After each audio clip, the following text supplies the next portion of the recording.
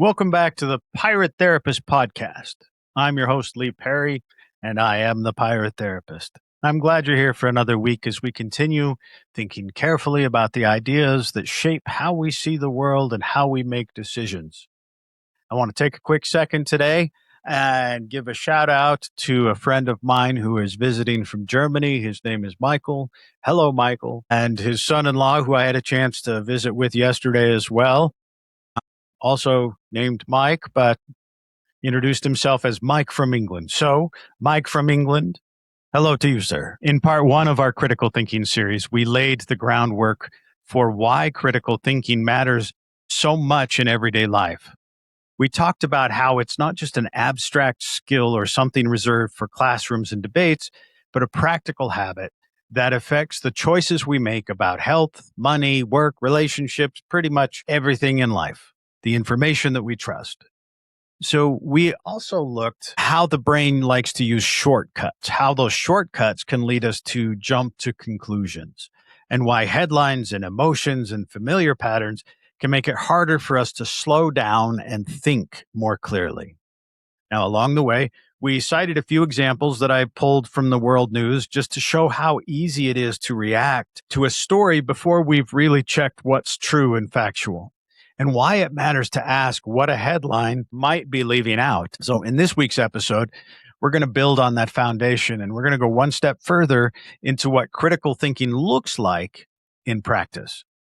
We'll keep asking the questions that help us to slow down, notice assumptions, and separate the facts from the story that we think we're hearing. So pull yourself up a bale, find a spot on the deck, settle in, and let's pick up where we left off. So I want you to picture this. You see a headline or you hear a claim that sounds completely convincing at first. It's confident, it's specific, and it seems to explain everything in one clean sentence. But then you start to ask a few simple questions, and suddenly the whole thing starts to get a little shaky. It starts to fall apart. The numbers don't quite match. The evidence seems to be apparently a little thinner than it first appeared. And what seemed obvious turns out to be a lot more complicated. Now, that's the moment that critical thinking becomes useful. Not when everything is neat and obvious, but when things are messy and unclear and they're hard to understand. Because in the real world, the claims that matter the most are often the ones that sound the most certain. And that's exactly why we have to slow down and look closer. So in this episode, we're going to continue our conversation about critical thinking by digging into how we spot weak arguments, question pervasive claims, and avoid getting pulled in by something just because it sounds correct on the surface. So let's dig into part two. One of the biggest reasons that critical thinking matters is that persuasive arguments rarely announce themselves as weak. They usually arrive dressed up in confidence. They sound polished and certain and complete. They use just enough detail to feel trustworthy and just enough emotion to keep us from asking too many questions. Now, that's part of what makes them so effective. If a claim sounded uncertain or clumsy from the start, most of us would just dismiss it out of hand. But when something sounds smooth, we kind of drop our guard. We relax a bit. And that's why one of the most useful habits that we can build is learning to pause when something feels too neat. A persuasive claim is not automatically a true claim. A confident tone is not the same thing as evidence. A headline that sounds dramatic is not necessarily a complete account of what happened. In fact, the more polished and emotionally satisfying something is, the more careful we probably ought to be. That doesn't mean that we should become cynical and assume every strong argument is misleading. It simply means that we should stop treating confidence as though it were proof. Think about how often this happens in everyday life. Someone will give a quick example for why a relationship failed, or why a business is struggling, or why a public figure made a bad decision, or why a complicated social problem has one obvious cause. If the story is tidy enough, people may accept it without looking deeper. But real life is rarely tidy. People are usually motivated by more than one thing. Events usually have more than one cause. And the simplest explanation is often not the whole explanation. Now, a good critical thinker doesn't hear a neat story and immediately reject it. They listen carefully and then ask what would need to be true for this story to actually hold up. And that's a very different move. It shifts us from passive acceptance into active evaluation. Instead of asking, do I like how this sounds? We ask, what supports this? What weakens it? What's being left out of this story? And that kind of questioning isn't about being difficult for its own sake. It's about protecting ourselves from being carried along by wording, tone, confidence, and just emotion. This is important because people are often persuaded long before they're convinced by evidence. A message can work because it feels emotionally satisfying. It may fit a fear or confirm a belief or offer a simple villain and a simple solution. And that's part of why misleading headlines and weak arguments spread so easily. They're not always the most logical. They are often the most compelling. They give the mind a shortcut and a sense of closure, a feeling like this puzzle has been solved. But feeling of closure is not the same as an actual answer. That's where the scrutiny is becoming valuable. Scrutiny is not hostility. It's not nitpicking every small detail just to prove a point. It's the willingness to slow down and test whether a claim can actually survive contact with reality. If someone says something is happening everywhere, we can ask, well, where's the evidence coming from? If someone says there is one clear cause, we can ask, well, what else might be contributing? If someone presents a dramatic conclusion, we can ask whether the facts actually justify it. Those questions are simple, but they can change everything. In the world we live in now, that kind of discipline is more important than ever. We are constantly surrounded by information that competes for our attention. Every platform rewards speed and certainty and strong reactions. People who sound decisive often get heard more than the people who sound careful. And that means the loudest voice is not necessarily the most reliable one. In fact, some of the least reliable arguments are the ones that are delivered with the greatest confidence. The presentation is smooth and the foundation is weak. And once you start seeing the pattern, you begin to notice how often it shows up. A headline makes a big claim without much context. A speaker uses emotional language to make a shaky idea feel urgent. A statistic is repeated without explanation. A complicated situation gets reduced to one easy villain, one easy cause, or one easy fix. Each of those moments is an invitation to think carefully, not to stop believing anything, but to start distinguishing between persuasion and proof. That distinction is one of the core skills of critical thinking. Persuasion is about getting us to feel aligned, impressed, or certain. Proof is about whether the claim can actually stand up under questioning, whether examination makes it fall apart, or whether it can stand firm in spite of that. Sometimes the two overlap. Sometimes the strong argument is also a good one, but not always. And that's why we can't simply rely on style alone. We have to examine substance. We have to care about what is being claimed, how it is being supported, and whether the conclusion really follows from the evidence. One way to do that is to get comfortable asking uncomfortable questions, not in a hostile way and not in a way that shuts down conversation, but in a way that opens the door to clarity. What's the source? What's the sample? What is the broader context? What would count as evidence against this claim? Those questions slow the momentum just enough to reveal whether something is solid or just well packaged. And often, that moment of slowing down is exactly where the better thinking begins. Messy situations are where critical thinking proves its worth. When everything is obvious, anyone can feel certain. When the facts are incomplete, the story is emotionally charged, and the argument sounds convincing on the surface, that's where the judgment really gets tested. That's where we discover whether we're reacting to the packaging or actually examining the contents. And the difference between those two things can shape how we vote, how we spend, how we trust, and how we understand the world around us. So in this part of the conversation, I want us to keep that in mind.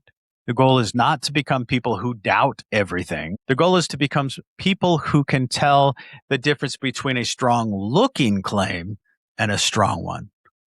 The difference can be subtle, but that difference is very important. And once you start practicing it, you begin to see that critical thinking is not a defensive habit. It's a liberating one. It gives us back a little more control over our attention and our beliefs and our decisions. Now, one of the more practical things we can do when we hear a claim is to slow it down and examine it piece by piece. Now, that may sound simple, but in real life, that takes discipline because most persuasive claims are designed to move quickly. They arrive with confidence and urgency and a sense of completeness, which makes us just easily nod along before we have to really ask what's actually being said. Now, critical thinking interrupts that momentum. It teaches us to pause long enough to separate the claim itself from the feeling which the claim creates. The first thing to look at is the source. Who is saying this and why should we trust them? That doesn't mean we dismiss a claim just because we don't immediately recognize the person or the publication behind it. It means we pay attention to whether the source is credible, informed, and relevant to the topic. A statement from someone with deep knowledge and a track record of accuracy will carry a different weight than a statement from someone who is guessing, exaggerating, or simply repeating gossip that they heard somewhere else. Source matters because not all voices are equally reliable. And then we look at the evidence. What is actually being offered to support this claim? Is it a statistic, an example, a study, a quote? Or is it just a vague assertion that is emotional and sounds convincing? Good evidence should do more than just sound impressive. It should be specific and relevant. It should be strong enough to support the conclusion that is being drawn. If the evidence is thin or cherry-picked, or sometimes even missing entirely, that's a sign to slow down even more. Sometimes a claim isn't wrong because the conclusion is impossible. It's wrong because the support is too weak to carry it. After that, context becomes important. A fact without context can be misleading, even if it is still technically true. Numbers can be framed in ways that make them seem larger or smaller or more alarming or more certain than they really are. Now, a claim can be based on one city or one group or one moment in time, or sometimes just even one narrow circumstance, but presented as if it applies everywhere. See, context will help us ask whether the claim is being stretched past what the facts honestly support. And finally, we ask whether the conclusion actually follows the facts. This is where a lot of weak arguments will fall apart. The evidence might be real, but the leap from the evidence to the conclusion may just be too big. Just because two things appear together does not mean that the one caused the other. And just because a pattern exists in one place does not mean that that is going to apply everywhere. Just because a claim sounds reasonable doesn't mean that the logic behind it is solid. Critical thinking asks us to trace the line from the facts to the conclusion and to check whether that line really holds. Now, that process takes time, but it is worth it. When we break a claim down in this way, we become harder to manipulate, less likely to be swept away by first impressions. We stop treating the most confident voice in the room as the most trustworthy one. We stop assuming that the polished argument is automatically a strong one, and we begin to see that real clarity comes not from reacting faster, but from thinking more carefully. Sometimes the smartest thing we can do is to notice when an argument is not really arguing with the idea at all. Instead, it's going after the person saying it. Now, that move shows up all the time in everyday conversation. Somebody will make a point, and instead of answering that point being made, the response is, well, what do they know? Or you can't trust that guy. Okay, maybe the person has flaws. Maybe they've been wrong before, but none of that automatically tells us whether that person's claim is true or false. The argument deserves to be examined on its own. If we let the conversation drift towards personal attacks, We stop thinking about the idea and start thinking about all that emotional drama surrounding it. Another common move is the false choice. That's when someone acts like there are only two options, even though life usually gives us more than two options. You hear it in conversations like, well, either you support this completely or you're against it. Or, if you don't do this one thing, then you must not care at all. Those kind of statements can feel forceful because they just simplify the decision. They also squeeze out nuance. Most issues are not either or. There's usually room for a middle ground, a partial agreement, different priorities, or sometimes there's even a third option that got left out because it was easier to frame the issue as a battle, black and white. And then there's the straw man fallacy, which is when someone takes an argument and stretches it until it looks ridiculous. Instead of responding to what was actually said, they respond to a weaker, more extreme version of it. For example, if someone says we should probably think carefully about this policy before we rush into it, and the reply might be something like, oh, so you want to do nothing and just let the problem continue to get worse. Well, that's not the same argument. It's an exaggerated version that makes it easier to knock it down. And once that version is defeated, the speaker can act like they won the whole debate, even though they never really addressed the original point. Now, these missteps are important because they pull us away from the truth and towards performance. They turn the discussion into a contest where the goal is to sound sharper, tougher, or more decisive than the other person. But critical thinking asks something different. It asks whether the response is actually fair. It asks whether the person is addressing the real claim, acknowledging the real choices, and representing the argument accurately. If not, then we may be watching rhetoric instead of reasoning. The happy news is that these patterns, these become easier to spot with practice. Once you start listening for them, you'll hear them everywhere, in conversations, in headlines, in debates, in social media posts, in everyday agreements. And the moment you notice them, you get a little more space to choose a better response. You can bring the conversation back to the idea itself rather than getting lost in those distractions. Now, this is one of the more practical parts of critical thinking. Learning how to stay with the argument long enough to see what's actually going on. Now, if we look at the media and their algorithms, one of the harder things about thinking clearly online is that the system itself, it's not designed to reward accuracy first. It rewards attention. Now, that's an important distinction because attention is not the same thing as truth. A post can be false, incomplete, or exaggerated and still do very well if it grabs people emotionally. It can make them angry or shocked, outraged. And these are based in emotion, and those reactions are often what will carry it further than careful, balanced information ever could. Now, once you see that, it becomes easier to understand why misinformation spreads so quickly in digital spaces. Outrage is one of the more powerful drivers of engagement because it makes people react before they reflect. If a post feels offensive or alarming, people are more likely to comment, share, or argue with it right away. They're going to engage with that. The reaction creates more visibility, which gives the content even more reach because the algorithms go, oh, this is a hot topic, and it will spread it further and faster and to more people. So the platform ends up rewarding the very thing that critical thinking wants us to slow down. Instead of asking, is this accurate? People are pushed towards, how strongly do I feel about this? Now, that shift might seem small, but it can change a lot. Repetition makes the problem even worse. The more familiar it becomes, familiarity can quietly be mistaken for truth.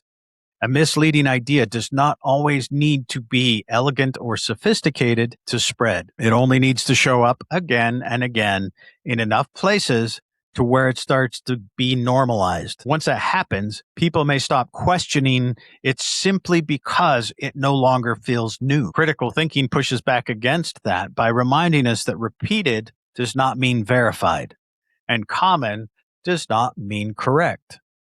Speed is another reason misinformation has such an advantage. Online, the first version of a story often reaches people before the facts can ever be checked. And by the time a correction arrives, the original claim may already have been shared widely and discussed emotionally and woven into people's assumptions. That's a problem because critical thinking depends on context, and context can take time. It asks us to wait, to verify, and to compare what is being said with what is actually known. But the online environment often pushes us in the opposite direction. It rewards quick reaction over careful examination. This is where one of the deeper lessons of critical thinking can come into view. It's not just about spotting false information after the fact. It's about noticing the conditions that make false information spread so easily in the first place. If a system rewards emotion over accuracy, then the thoughtful response is to become more aware of our own emotional pull.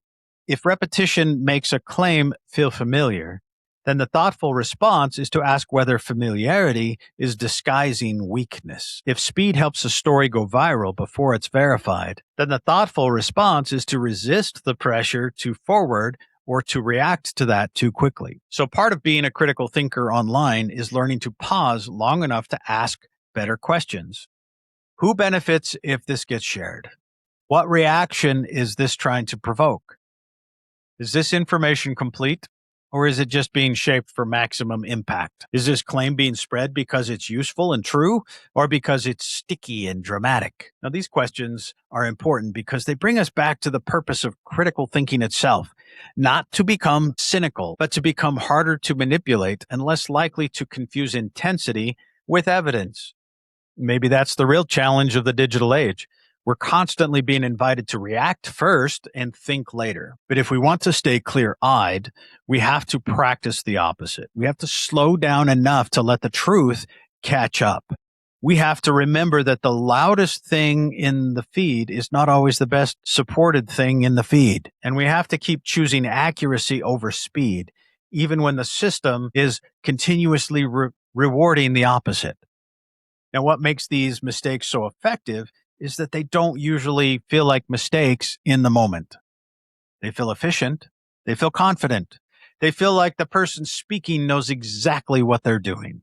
And that can be very persuasive, especially when we're already tired or distracted, or when we're just emotionally invested in this topic already. The fast answer can feel better than a careful one, even when the careful one is the more honest one. Now, that's part of why these patterns show up so often in ordinary conversations. We're all tempted by them. It's easier to attack the person than it is to sit down with a hard idea. It's easier to frame a choice as either or than to explain all the messy possibilities and the gray in between the black and the white. It's easier to exaggerate someone's argument than to wrestle with what they actually meant. In that sense, fallacies are not just tricks other people use on us. They're also shortcuts our minds are tempted to take when we want the conversation to move faster than the truth would allow. And that's why it helps us to slow the pace down a little. When someone throws out a sharp response, we don't have to answer with the same speed and the same force. We can pause and we can ask, is this really about the idea or is this about the person? We can ask, are these really the only options or is the conversation being narrowed on purpose? We can ask, did they respond to what was actually being said or did they build a version that's just easier to fight? Those questions are not meant to win the argument by force. They're meant to keep us oriented toward what is real. That kind of thinking is especially important because bad reasoning often sounds good while it's happening. It has rhythm, it has energy, and it can make the person using it sound very sure of themselves because certainty is cheap if it's built on distortion. A strong voice is not the same as a strong argument. A quick response is not the same as a thoughtful one. Once we learn to hear the difference, we stop being impressed by volume alone. This is also where humility matters. We want to think clearly. We have to admit that we are vulnerable to the same moves that we see in other people. We may be just as likely to attack the person when the idea is uncomfortable. We may be just as likely to reduce a complicated issue to two choices because the middle is harder to explain or to understand. We may be just as likely to misrepresent someone else's point if it helps us feel more certain. Critical thinking is not just a way of catching people in bad logic, it's also a way of noticing where our own thinking might be slipping. So the goal is not to become argumentative. The goal is to become clearer. That means staying with the conversation long enough to understand what's actually being claimed, what's actually being supported, and what's actually being left out. It means resisting the urge to rush forward towards the most satisfying response. And it means remembering that the best question is not always, how do I win this moment? Sometimes the better question is, how do I keep this honest? And when we do that, the conversation changes. It gets calmer. It gets more precise. It gets a little less theatrical and a little more useful. And that's one of the quiet strengths of critical thinking. It helps us to slow down the heat of an argument just enough for the truth to come into view. When the pressure hits, our thinking often gets narrower before we even notice it. Again, fear, embarrassment, and urgency can make reflection feel like a luxury, so the mind reaches for instinct instead of analysis. We respond emotionally. And in those moments, people are not usually trying to think poorly, they're trying to cope. They're trying to get through that moment, to protect themselves, or to make the discomfort that they're feeling just stop. Think about what happens when you feel put on the spot. Maybe someone challenged you in a conversation and you can feel your face getting warm. Maybe you realize you made a mistake and your first instinct is to just explain it away. Maybe a situation is moving so quickly that you don't feel like you have time to sort through it properly. In each case, the mind begins to favor speed over depth. It wants a response, and it wants it now. It wants relief. It wants the tension to just go away right now. Well, fear is especially powerful that way. When something feels threatening, even if the threat is social or emotional or reputational rather than physical, the brain starts looking for safety first. It means the question is no longer just what is true. It becomes what keeps me from looking foolish, or what lets me keep control. Once that shift happens, analysis gets pushed aside. People may cling to the first explanation that protects them, not because it's the best one, but because it feels like it's stabilizing in that moment. Embarrassment can create the same kind of shutdown. If someone feels exposed or judged, they may stop listening carefully and start defending themselves right away. The conversation becomes less about understanding and more about protecting pride. That's why people sometimes interrupt or explain too quickly or reject useful feedback before they've really considered it. The pressure of the moment makes reflection feel risky, and instinct, your emotions, will step in to fill that gap. Now, urgency does something similar, but in a more subtle way.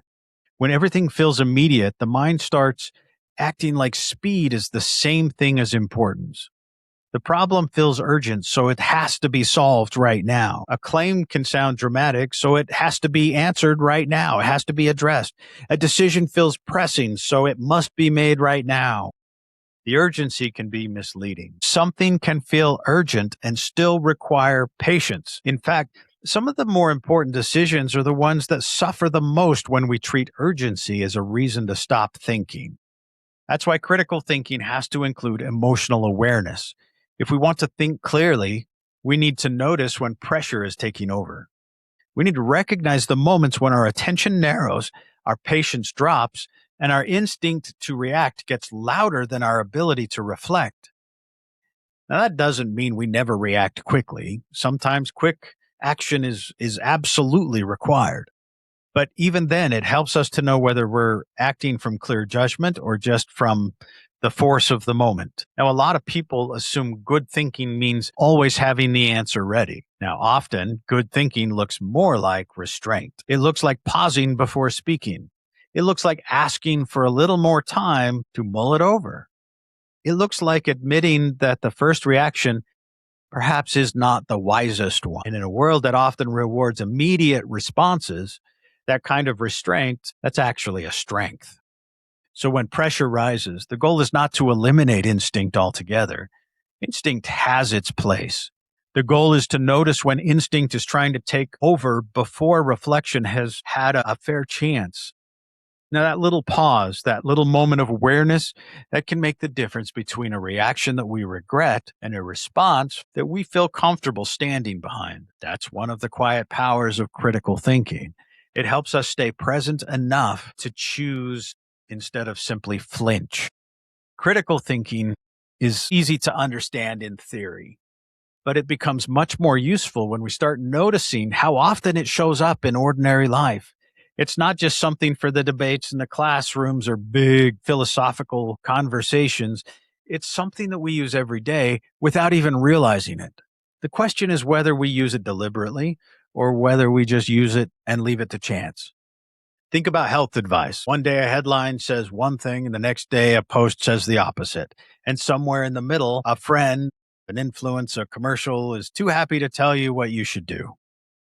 Well, that's where critical thinking matters. It helps us to ask who is giving the advice, what's the evidence of it, and whether the claim is based on solid information or just confident delivery. Health decisions can affect people in very, very real ways. So the ability to slow down and evaluate what we're being told is not abstract at all. Shopping decisions work the same way. We're constantly being asked to believe that something is worth buying because it's popular or limited or discounted or supposedly better than everything else. Critical thinking helps us pause before reacting to the pressure. Do I actually need this? Is this deal as good as it sounds?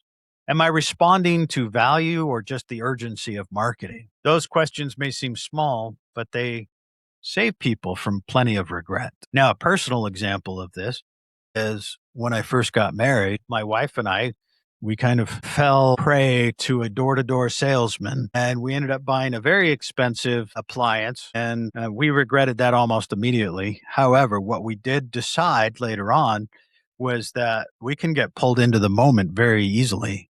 And so we kind of made a rule that served us very well, and that's to pause. We know we're a sucker for a good salesman. We've got a rule where we have to sleep on it.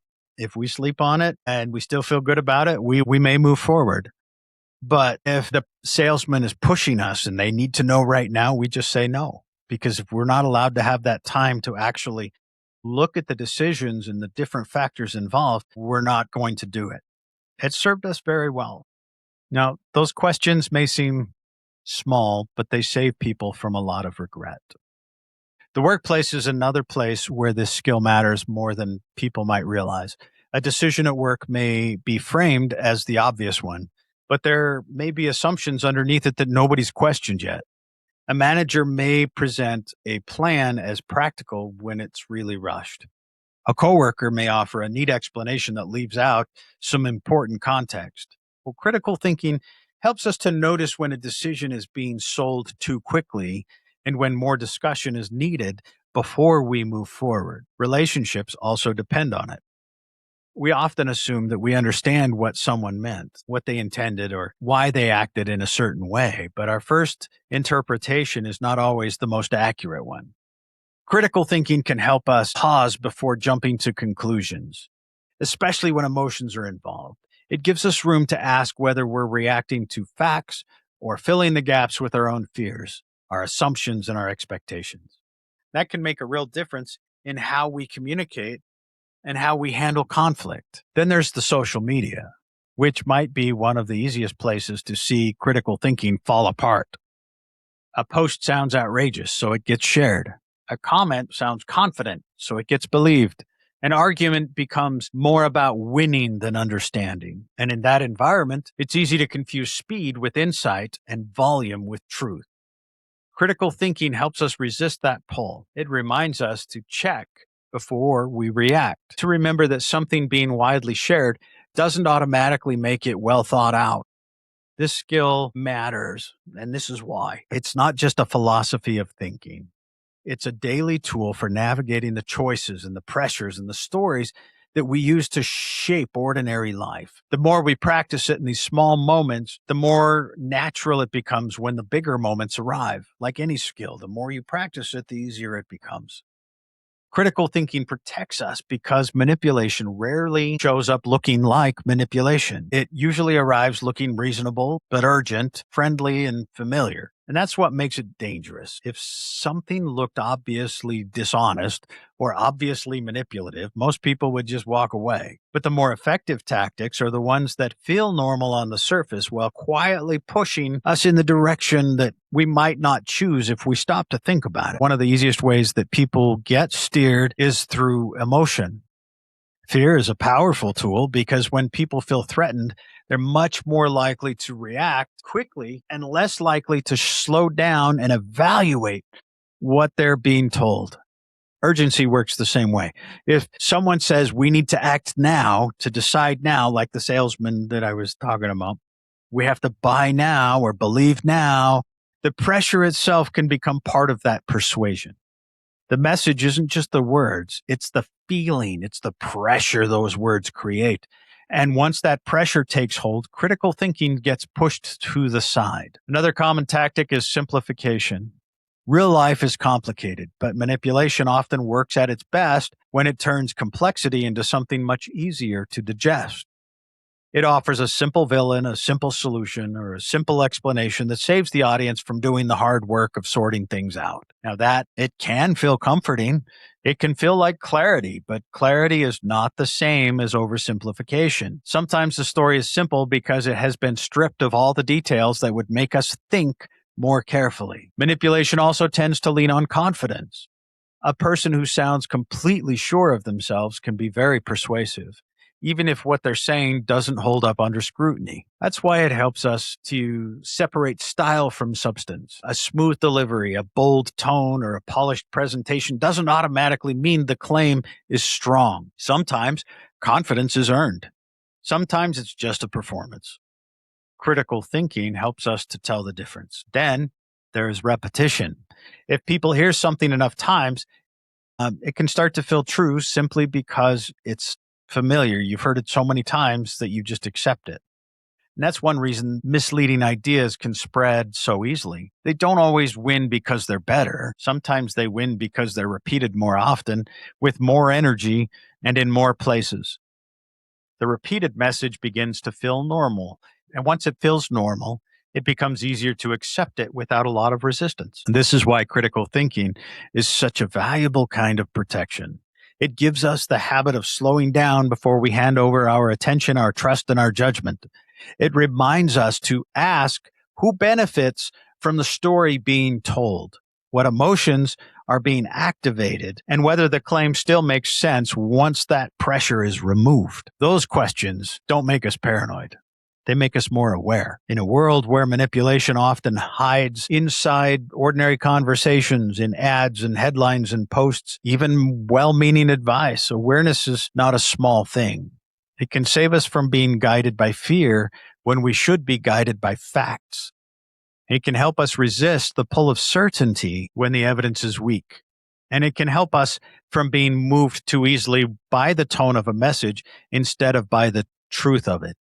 One of the biggest misunderstandings about critical thinking is that it makes people cold and cynical. Well, it's not really the goal. The goal is not to distrust everything and everyone. The goal is to become more careful about when we trust and when that trust is earned and when it's simply just being assumed. There's a difference between healthy caution and constant suspicion, and that difference is important. If we become cynical, if we stop believing that good evidence exists at all, we start expecting bad motives everywhere. We assume that every claim is a trick and every person is trying to get one over on us. That mindset may feel protective at first, but it can also become its own blind spot. Once cynicism takes over, we're no longer thinking clearly. We're just defending ourselves from disappointment. Critical thinking is different because it stays open.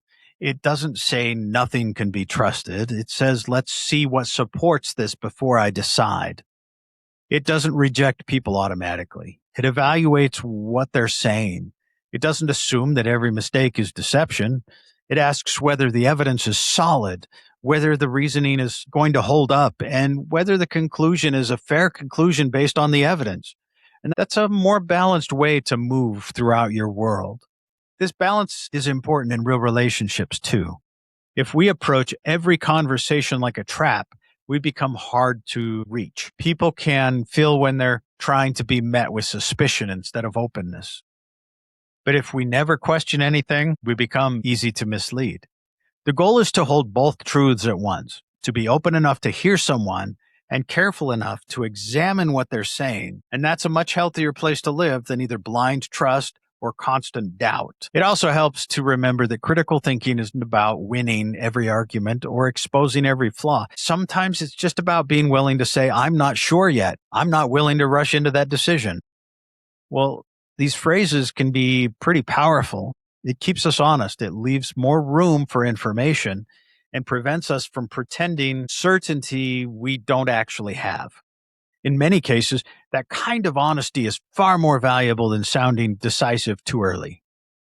A thoughtful person isn't someone who doubts every claim into submission. It's someone who knows when to ask questions and when to stay open.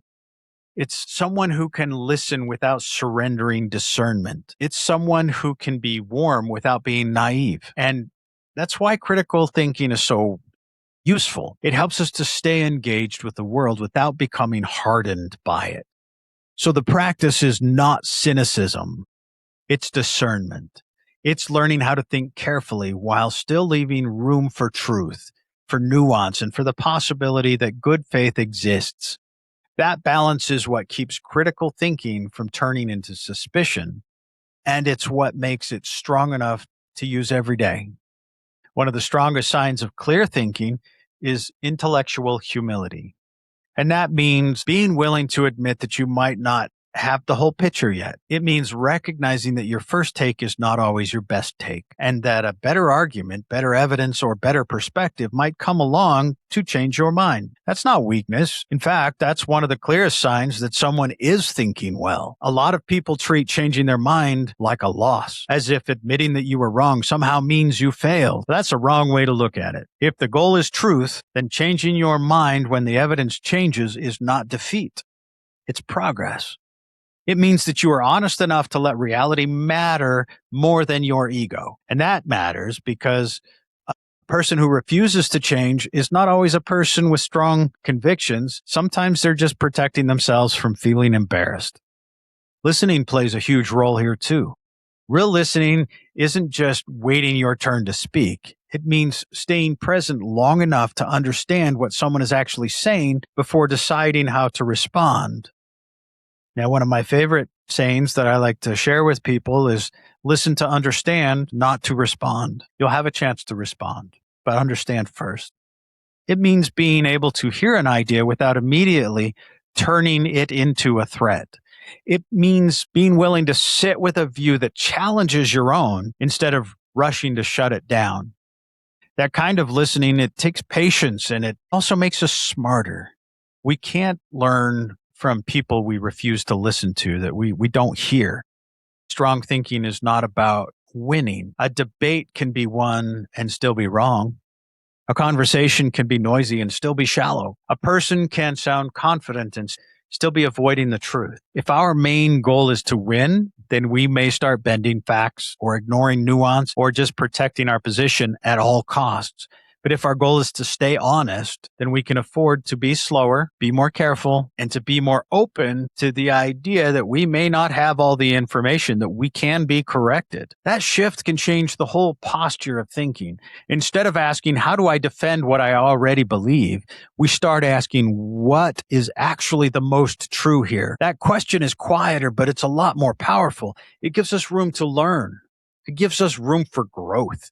It gives us room to be corrected, and that gives us room to grow without treating every correction like it's a threat to our identity. So intellectual humility is not about being unsure of everything. It's about being secure enough to admit uncertainty when it's there. It's about listening without becoming defensive and about changing your mind without feeling diminished.